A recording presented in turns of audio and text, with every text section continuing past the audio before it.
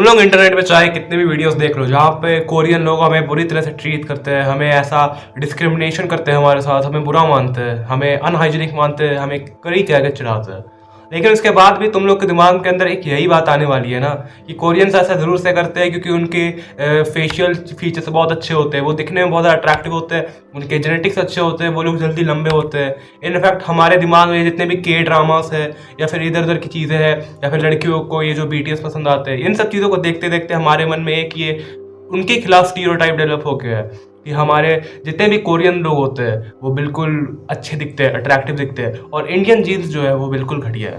अब मैंने भी कुछ दिन पहले एक वीडियो बनाई थी जिसमें मैं बता रहा था कि इंडियन जीन्स खराब होती है एंड क्यों होती है, कैसे होती है, सब कुछ मैंने एक्सप्लेन किया। इसका मतलब ये भी नहीं होता कि कोरिया की जीन्स बहुत ज़्यादा अच्छे है या फिर वहाँ के रहने वाले हर एक इंसान के अंदर इतने प्यारे फेशियल फीचर्स है कि तुम क्या कहो, बिल्कुल पागल हो जाओ। हम लोग इतना तो जानते ही है कि वहाँ पे सर्जरी मेथड्स बहुत ज़्यादा यूज़ किया जाता है, यानी कि जो हार्ड मैक्सिंग वाली चीज़ होती है ना, वो यहाँ पे बहुत ज़्यादा प्रयोग में आती है।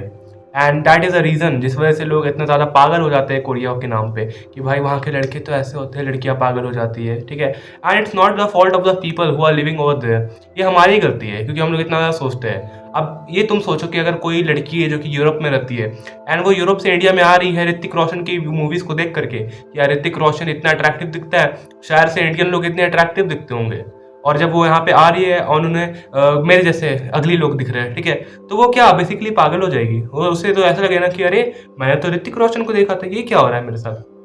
सेम होता है कोरियन लोगों के साथ भी। हम जितनी भी चीज़ों को इंटरनेट पे देखते हैं कोरिया को लेकर के कि वहाँ के मेंस इतने ज़्यादा ब्यूटीफुल होते हैं, बिल्कुल ग्लास स्किन वाले होते हैं, बिल्कुल कोरियन स्किन वाले होते हैं, बढ़िया होते हैं। एंड इनफैक्ट मैं गर्ल्स को भी ये बात बोलना चाहता हूँ, मेरे को लगता नहीं है कि any amount of my audience is girls, but मेरे को ऐसा लगता है कि हाँ, अगर कोई भी अगर देख रही है तो इस बात को ज़रूर से सोच के देखना that everyone is not like them, वहाँ रहने वाला हर एक इंसान।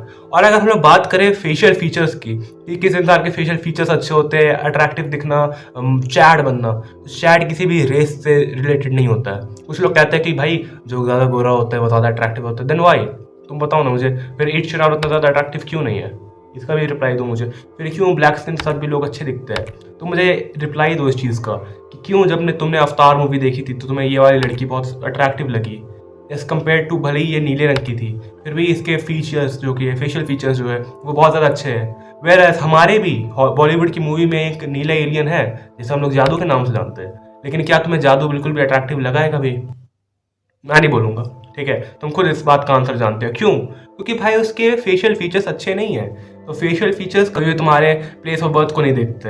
हाँ, ऐसा हो सकता है कि तुम्हारे मम्मी पापा के जेनेटिक्स काम करते हैं, लेकिन ऐसा हो सकता है कि जेनेटिक्स एक बहुत बड़ी वैरायटी है जहाँ पे कलेक्टिव वेलबींग की बात हो रही है। जैसे मैंने बताया था कि पहले के लोग कैसे बहुत ज़्यादा अच्छे जीन्स के साथ हुआ करते थे, एंड अभी भी धीरे धीरे करके हमारी जीन डिक्लाइन पे आ रही है। तो ये एक रीज़न है जिस वजह से हम लोग डिक्लाइन पे जा रहे हैं, लेकिन इसका ये रीज़न नहीं हो सकता है कि बाकी लोग अच्छे हो रहे हैं तो हम लोग अपने आप उसकी वजह से ख़राब हो जा रहे हैं। नहीं, अब दुनिया में हर एक आदमी किसी न किसी सर्टन रेस से बिलोंग करता है, चाहे वो अफ्रीकन हो, इंडियन हो, कोरियन हो, जापानीज़ हो, चाइनीज़ हो, रशियन हो, ठीक है, मैं हर एक इंसान की बात कर रहा हूँ। और ये कहीं भी हमारे पास ये चीज़ को नहीं देखती है कि अगर कोई इंसान बहुत ज़्यादा अट्रैक्टिव हो रहा है तो वो इसलिए अट्रैक्टिव है क्योंकि वो वहाँ से आता है, वैसे बिलोंग नहीं करता है। इस दुनिया में ऐसे कोई भी कंट्री नहीं है जहाँ पे सबसे ज़्यादा अट्रैक्टिव लोग रहते हैं। हाँ, डेटा के हिसाब से ऐसे कंट्रीज है जहाँ पे बहुत ज़्यादा अट्रैक्टिव वुमेन्स पाई जाती है। देयर इज़ अ कंट्री, मैं नाम भूल गया उस कंट्री का बेसिकली, लेकिन फिर भी क्या वहाँ उस कंट्री में पैदा होने वाली हर एक लड़की बिल्कुल सुंदर होती है, बिल्कुल टॉप लेवल की होती है? क्या तुम इंडिया में आने वाले हर एक इंसान को ऋतिक रोशन की तरह कंपेयर कर सकते हो? नहीं कर सकते हो ना। यहाँ पे पैदा होने वाले हर एक इंसान को तुम ऋतिक रोशन की बेटी की तरह मान सकते हो क्या? नहीं मान सकते हो। बिगेस्ट चीज़ यही रहने वाली है कि तुम आज से ना अपने यूट्यूब पे सर्च बार पे ये सर्च करना बंद कर दो जा करके कि how to get Korean skin. हम जितनी भी चीज़ें कर रहे हैं, मैं देखता हूँ बेसिकली इतने सारे रील्स वगैरह, ठीक है। अब तो मैं इंस्टा नहीं चलाता हूँ बेसिकली, बहुत समय से, लगभग 1 साल से नहीं चला रहा हूँ इंस्टा। मुझे नहीं पता इंस्टाग्राम पे क्या होता है क्या नहीं होता है, मेरे को कोई मतलब ही नहीं है इंस्टाग्राम की दुनिया से। फिर भी मेरे को इतना याद है कि मैं देखा करता था कि उस समय भी लोग, एंड अभी भी यूट्यूब पे आ जाते हैं कुछ वीडियोस जहाँ पे लोग बताते रहते हैं, गर्ल्स इवन बॉयज़, कि कोरियन स्किन कैसा पाए, ऐसा कैसे करें। ब्रो, कोरियन स्किन अच्छा ठीक है, बस ये तुम्हें फुद्दू काटने के लिए चीज़ है। मैं भी चाहूँ तो एक वीडियो बना सकता हूँ कि कैसे कोरियन लड़कों की तरह बिल्कुल स्ले करे, लेकिन मैं नहीं करूँगा ना वो उस चीज़ को। क्यों? मैं तुम्हें यहाँ पे सच बताने के लिए बैठा हुआ हूँ, एंड इससे मेरा फ़ायदा होने वाला है कि तुम मेरे चैनल को सब्सक्राइब करोगे, करना है तो कर दो। एंड यही बात को मैं तुम्हें बता रहा हूँ कि तुम्हें जितनी बार मैं इस बात को बोलूँ तुम्हें एक्सेप्ट करने में भले ही दिक्कत होगी, लेकिन there is no perfect race, no perfect genes in the world. किसी भी चीज़ के लिए हो सकता है, किसी जेनेटिक्स में, किसी रेस में बॉडी बिल्डिंग के लिए अच्छे जीन्स हो लेकिन फेशियली अच्छे जीन्स ना हो सकता है किसी रेस में हाइट के लिए अच्छी जीन्स हो लेकिन अदर डिस्फॉर्मिटीज हो सकती है बॉडी को लेकर के, है ना, उनके बोन का स्ट्रक्चर खराब हो सकता है बेसिकली, हो सकता है उनकी बॉडी बिल्डिंग की जीन्स खराब हो सकता है किसी के जेनेटिक्स में गाने की चीज़ बड़ी अच्छाई है। जैसे कि मैं गिटार प्ले करता हूँ बेसिकली, जब मैंने पहली बार गिटार लिया ना तो मैंने सोचा कि अब मैं भी तो अच्छा गा पाऊंगा, लेकिन जब मैंने गाना चालू किया then I was able to see that कि मैं अच्छे से गा नहीं पा रहा हूँ। क्यों? मेरे एक्सपेक्टेशन थे कि हाँ मैं गा नहीं पा रहा हूँ, मैं सीखूंगा, मैं रियाज करूंगा, मैं और जल्दी सीख जाऊंगा, लेकिन क्या मैं सीख पाया एक्चुअली उतने अच्छे से? नहीं। एंड हो सकता है there is a big chance कि मैं कभी भी उस लेवल का गाने नहीं पाऊँ जिस लेवल के एक नॉर्मल इंसान गा पाएगा।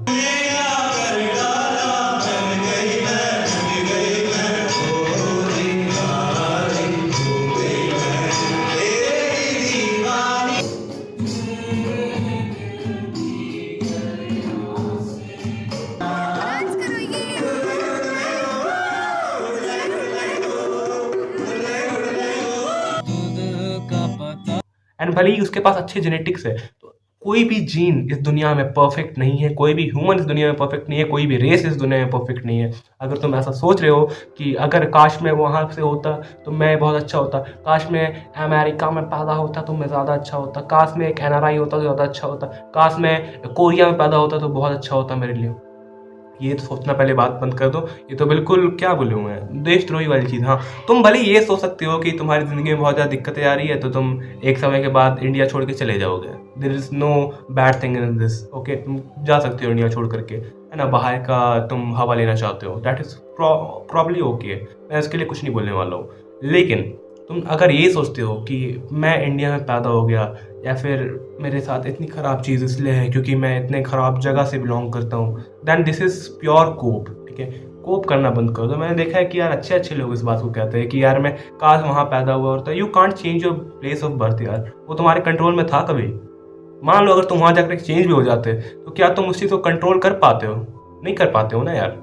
तो उस चीज़ के बारे में तुम्हें बात ही नहीं करनी चाहिए। एंड अगर तुम बात कर भी रहे हो तो तुम्हारे दिमाग में ये बात पक्का फिक्स हो जानी चाहिए आज के बाद, इस वीडियो के बाद, कि नो रेस इज़ परफेक्ट। मैं बार बार इस चीज़ को बोल रहा हूँ, नो रेस इज़ परफेक्ट। तुम्हें लग रहा है कि तुम गोरे हो जाओगे, तुम नेक्स्ट लेवल पे पहुंच जाने वाले हो। लोग कहते हैं कि भाई मैं मैक्सटन की तरह दिख रहा हूँ, कोई बात नहीं है, अभी मेरे को तुम लोग काला कर दो, क्या काला होने के बाद मैं मैक्सटन नहीं लगूंगा? लगूंगा ना। मैं गोरा होने के बाद मैं एक्टर नहीं लगूंगा? लगूंगा। यही बात है बेसिकली।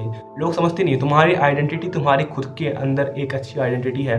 मैं सिंगिंग का एग्जांपल दे रहा था, मैं वापस से सिंगिंग का एग्जांपल देता हूँ। सिंगिंग में बेसिकली लोग कहते हैं ना कि हमें अच्छी जेनेटिक्स चाहिए होती है सिंगिंग करने के लिए, लेकिन हर किसी की एक यूनिक वॉइस होती है। सेम है हमारी लाइफ के साथ भी, हर किसी के पास फेशियली एक अच्छा फीचर है ना, बचपन से ही हो सकता है। और मैं उन बेकार केसेस की बात नहीं कर रहा हूँ जहाँ पे लोग बिल्कुल ही डिसफॉर्म्ड होते हैं, लेकिन हाँ सबके पास कोई ना कोई अच्छी चीज़ है। फेशियली नहीं होगी तुम्हारे पास, बॉडी बिल्डिंग से रिलेटेड होगी, बॉडी बिल्डिंग से रिलेटेड नहीं तुम्हारे पास वॉइस से रिलेटेड होगी, उसमें नहीं तो तुम सोशली बहुत ज़्यादा गिफ्टेड होगे कि तुम्हारे अंदर बचपन से एक कॉन्फिडेंस आया होगा just because of your upbringing, कि तुम अच्छे से पले बढ़े गए हो, इस वजह से शायद से तुम मेरी बात को समझ रहे होंगे। So no race is perfect, आज से ये सब सोचना बंद कर दो। This is pure coping and ये मेंटल मास्टरबेशन कहलाता है। प्लीज़ इसे करना बंद करो, तुम्हारी लाइफ बहुत ज़्यादा इंप्रूव करेगी। नो रेस इज परफेक्ट, कहीं भी जाने की जरूरत नहीं है। Be your self, feel your self and do it your self. मैं मिलता हूँ एक और नेक्स्ट वीडियो में, तब तक के लिए अपना ख्याल रखना। Good bye.